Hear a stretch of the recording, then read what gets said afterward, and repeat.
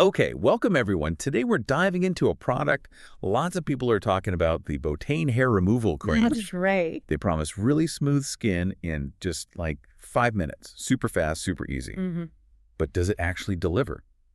That's what we're here to figure out, looking at the sources. Exactly. Our mission today is to really scrutinize those marketing claims, the quick results, no razor bumps. Yeah, all that good stuff. And weigh them against what we can actually verify. You, the listener, want reliable info fast.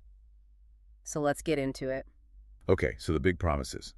Smooth skin, obviously. Yeah. No bumps, no burns, which is a huge plus compared to razors. Right.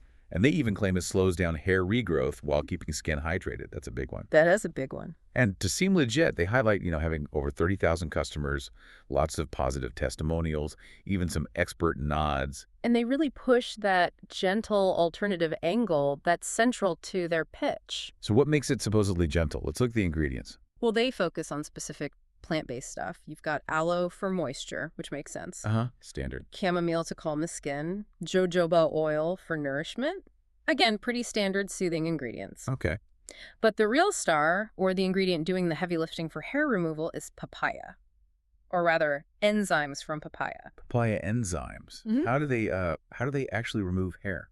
Good question. So papaya contains these things called proteolytic enzymes. Fancy word, but it just means they break down proteins. Oh, okay. And hair is mostly made of a protein called keratin.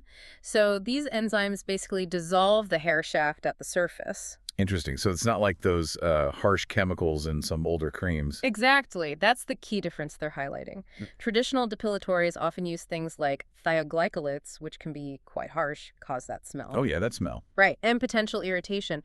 The idea here is that using enzymes is, well, gentler, less likely to cause that chemical burn feeling. Okay, gentlest sounds good. But wait, 5 minutes? That still seems really fast for something gentle. And that's where we hit the critical caveats. This is where you need to pay attention. If strong chemicals take time, how can these supposedly milder enzymes work that fast for everyone? The sources really flag variability. Meaning it might work in 5 minutes for some people, but not others. Precisely. It seems heavily dependent on your individual hair type, like how thick it is, how coarse, maybe even how porous. Right. Finer hair might break down quickly, hitting that 5-minute mark, but coarser hair, it'll likely need more time for the enzymes to work, maybe 10 minutes, maybe 15. So that 5-minute promise isn't universal. It's more of a best-case scenario. Pretty much. Which makes you look at those glowing testimonials a bit differently, doesn't it? Yeah, definitely. It works, but how fast it works for you is the real question. Exactly. And then there's that claim about slowing regrowth. This is another big question mark. What do the sources say about that? Is there any truth to it? Well, some suggest that maybe because it removes hair closer to the root than shaving, it might feel like it takes longer to grow back. An illusion, perhaps? An illusion, so not actually changing the follicle or anything. The sources we looked at didn't show clear evidence of a biological mechanism, like the enzymes permanently affecting the hair follicle itself. So that slowed regrowth might just be temporary or observational, not a guaranteed long-term effect. Okay.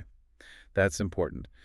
So gentle ingredients, but still potential for variability and maybe not slower regrowth.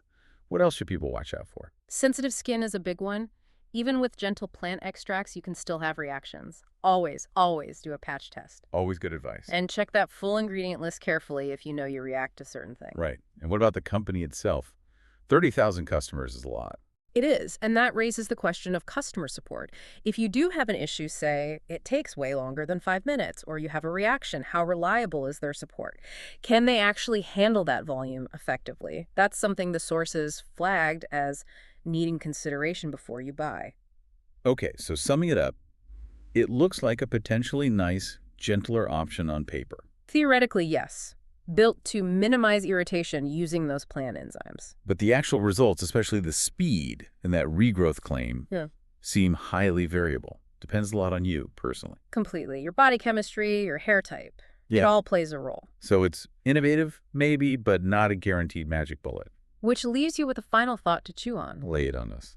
If that core promise, the one about slowing hair regrowth, is uncertain, right? And if you might end up leaving it on for, say, 10 or 15 minutes instead of 5 to actually get smooth skin, then how does it really stack up against just well, shaving Mm, or other methods. good point. Are you actually saving time or hassle in the long run? It's exactly.